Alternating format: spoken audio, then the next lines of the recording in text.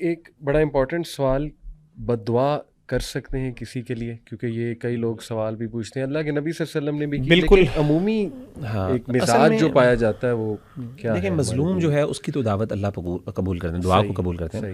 تو اتقوا دعوت المظلوم حدیث میں بھی آتا ہے کہ دعوت، کیونکہ اللہ اور اس کے درمیان کوئی پردہ نہیں ہوتا. تو ایک بندے پہ ظلم ہوا تو یہ اب وہ ظلم بعض اوقات نا ایک ریلیٹیو ٹائم بھی ہے. اب ایک بندہ سمجھ رہا ہے میرے پر ظلم، حالانکہ اس بیچارے نے ظلم نہیں کیا آپ کے اوپر. تو ایک بات یہ ہے کہ بد دعا جو ہے نا، اسی لیے بد دعائیں ان نیسیسریلی کرنا اتنی لمبی اس چیز کو ناپسند کیا گیا. لیکن اگر ایک ڈیفینیٹیولی انسان پہ ظلم ہوا ہے تو اس موقع پر، تو ایسے موقع پر نا علماء نے ایک بڑا اچھا طریقہ بتایا. علماء کہتے ہیں جنرل دعا کر دیں، اللہ اس کو وہ دے جو یہ مستحق ہے، جس کا اللہم علیہم من اللہ ما یستحق، یعنی اللہ کا ان پر وہ کوئی آپ کو اسپیسیفک نہ کہ اللہ ان پہ لعنت ہو.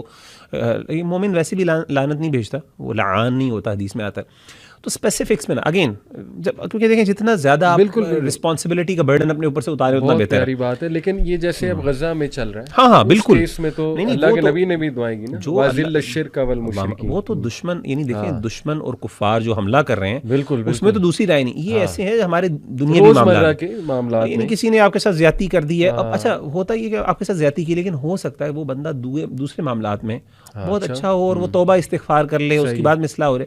تو ایسے موقع پر آپ اپنا حق تو اللہ سے مانگ سکتے ہیں، اور ایسے موقع پر لعنت دان کرنا تو آپ جنرلی کہ اللہ اس کو جو عطا کر، اور بڑا دل انسان کرے. اس کی ایک سائڈ آپ کے سامنے ہوئی ہو سکتا ہے، باقی سائڈز اس کی اچھی ہوں، تو یہ کہ ذرا احتیاط کر کے جنرل سی کوئی بات. ہاں لیکن اس میں کوئی منع بھی نہیں ہے. جو مظلوم، دیکھیں مظلوم کو منع بھی نہیں ہے کہ بنا کر، ہاں صحیح وہ کر سکتا ہے، لیکن بہتر یہ ہے کہ وہ اگر اس کو معاف کر دے یا پھر اس کے لیے جنرل کوئی دعا کر لے، زیادہ بہتر ہے.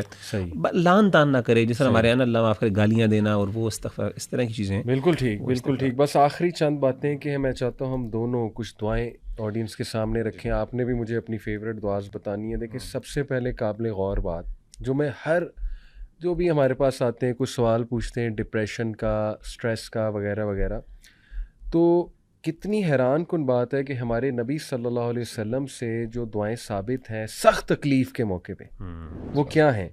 اللہ اللہ ربی لا اشرک بہ شیئا.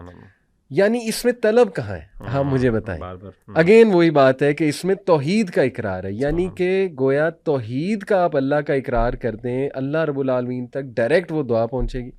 جو بھی آپ کی کنڈیشن ہے وہ اللہ رب العالمین پہلے ہی اللہ کو پتہ ہے، ٹھیک ہے، اور آپ کے چانسز بڑھ جائیں گے کہ اللہ ویسے ہی آپ کی وہ تکلیف ختم کر دے گا. پھر نبی صلی اللہ علیہ وسلم نے تکلیف کے موقع پہ یا حی یا قیوم برحمتک استغیث یہ بھی کہا. اسی طرح لا الہ الا اللہ العظیم الحلیم، لا الہ الا اللہ رب العرش العظیم، لا الہ الا اللہ رب السماوات و رب الارض و رب العرش العظیم و رب العرش الکریم.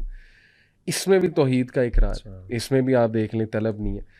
تو ثابت یہ ہوا وہی جو ہم نے جہاں سے کیا تھا کہ جتنا آپ توحید کا اقرار کریں گے اتنا چانسز ہیں کہ اللہ آپ کے مسائل، یعنی اس میں ایک اور بھی مغیرہ بھائی لیسن ہے کہ آپ کو یہ دیکھنا چاہیے کہ آپ کی توحید میں تو کہیں گڑبڑ نہیں ہو رہی. آپ معاملات تو چلیں الگ ہے، توحید بہت بڑی نعمت ہے. کہیں آپ کے کوئی عقیدے میں مسئلہ تو نہیں آ رہا ہے، اللہ کی توحید میں تو کوئی کمپرومائز نہیں ہو رہا ہے، تو اس کو ریوائز کریں، اس توحید کو ان کلمات سے، اور پھر دیکھیں. پھر مغیرہ بھائی میں چاہوں گے ڈپریشن کی جو دعا ہے کوئکلی، اللہم انی عبدک ابن عبدک ابن امتک. یہ اس کا سائیکو انالیسس میں نے پڑھا ایک ریسرچ پیپر بڑا کمال کا، تو کچھ میں نے اپنی بھی انپٹ دینا چاہوں گا سائیکالوجی کی روح سے. دیکھیں ایک چیز ہے سیلف اویئرنیس. تھراپسٹ جو ہے نا سب سے پہلے کلائنٹ کو سیلف اویئرنیس دیتا ہے، کیونکہ وہ بھولا ہوتا ہے اس کی آئیڈینٹی کیا ہے، وہ فیل کر رہا ہوتا ہے میں ورتھ لیس ہوں. اللہ کے نبی صلی اللہ علیہ وسلم نے اس دعا میں سب سے پہلے ورتھ یاد کرائی کہ اللہ میں تیرا بندہ ہوں، اللہم انی عبدک. یعنی کیا یہ کام اعزاز ہے کہ جس رب کا میں بندہ ہوں میں کس سے دعا کر رہا ہوں، تھوڑا سا خیال تو کر لو. اور میرے ماں باپ بھی اسی کے بندے ہیں، میری ماں بھی اسی کی بندی ہے. یہ ہوگی سیلف اویئرنیس، پہچان تمہاری اصل میں کیا ہے. یعنی میں اللہ کا ہوں، جو اللہ چاہے میرے ساتھ کرے. اس کے بعد ہے ناصیتی بیدک ماضٍ فی حکمک عدل فی قضاؤک. یہ مغیرہ بھائی دیکھیں ایگزسٹینشیل تھیراپی ایک ہے اور گیسٹالٹ تھیراپی ہم سائیکالوجی میں پڑھتے ہیں. اس میں نا کلائنٹ کو کچھ کانسیپٹس ریوائز کراتا ہے تھیراپسٹ جو وہ بھول چکا ہوتا ہے. اور ایون سی بی ٹی میں کوگنیٹیو بیہیویئرل تھیراپی میں کہ یار اس کی نا سوچ غلط ہو چکی ہے، اس کی سوچ میں نے تھاٹ پروسیس ٹھیک کرنا ہے. تو اللہ کے نبی صلی اللہ علیہ وسلم نے 3 کانسیپٹس ریوائز کروائے. ناصیتی بیدک، اے اللہ میرا ماتھا آپ کے ہاتھ میں، یعنی یہ محاورتاً کہنے کا مطلب ہے کہ ہر چیز اللہ یو آر کنٹرولنگ. ناصیتی بیدک ماضٍ فی حکمک آپ ہی کا حکم غالب آئے گا، عدل فیہا قضاؤک، اور آپ کے تمام فیصلے عدل پہ. یہ تین whatever concepts solution you will bring forth for me, that will be beneficial for me no matter what. ان میں سلوشن بھی ہے اور اس میں کانسیپٹ ریویژن بھی ہے کہ دیکھو بھائی پہلی بات سب اللہ کے کنٹرول میں، عقیدے کی اصلاح بھی ہے، عقیدے کی اصلاح ہے. دوسری بات یہ ہے کہ اللہ کا ہر فیصلہ بالکل ٹھیک ہے، تو گھبرانے کی کوئی بات نہیں ہے. اور اللہ تعالیٰ you are under the watch of Allah سبحانہ و تعالیٰ، کیونکہ اسی کا حکم چلے گا، ڈرنے کی ضرورت نہیں ہے. اس کے بعد کیا خوبصورت وہ آگے ہے الفاظ، بکل اسم ہوا لک سمیت بہ نفسک وانزلتہ فی کتابک ولم تہدن من خلقک.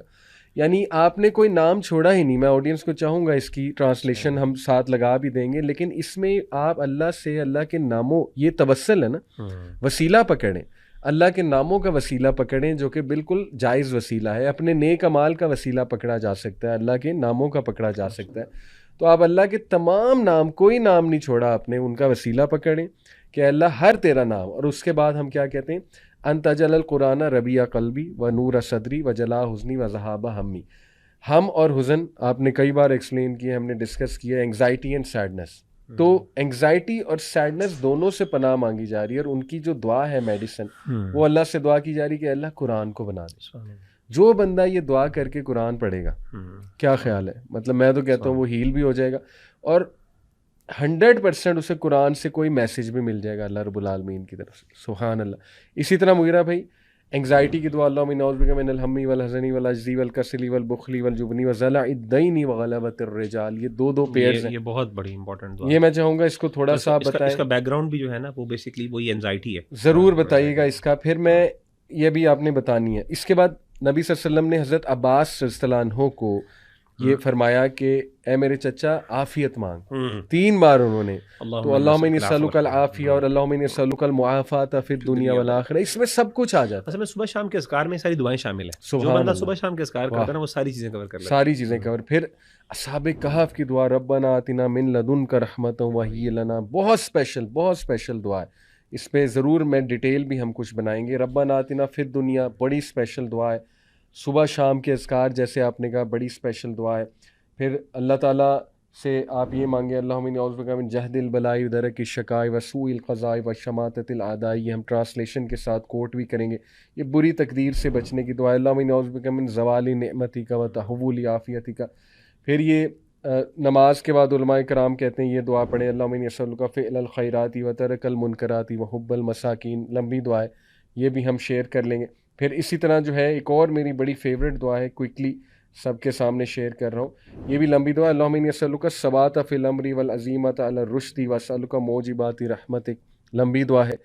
ان دعاؤں کے ترجمے پہ مطلب آڈینس غور کریں. میں کہتا ہوں کہ ان کا دل ہی نہیں کرے گا ہم کچھ اور. فیوریٹ دعا کون سی ہے اس میں سے؟ میری فیوریٹ دعا تو عافیت والی، اللہم جب مجھے کچھ سمجھ نہ آئے نا، اللہم انی اسألک المعافاۃ فی الدنیا والآخرہ، اور ربنا آتنا فی الدنیا حسنہ وفی الآخرۃ حسنہ. لیکن ایک بہت جامع دعا میری فیوریٹ ہے، وہ ہے جی اللہم اکثر مالی وولدی وبارک لی فیما اعطیتنی وقتی الحیاتی علی طاعتک واحسن عملی واغفر لی. تو میں سمجھتا ہوں اس میں بھی سارا کچھ آ جاتا ہے، سارا کچھ سبحان اللہ آ جاتا ہے.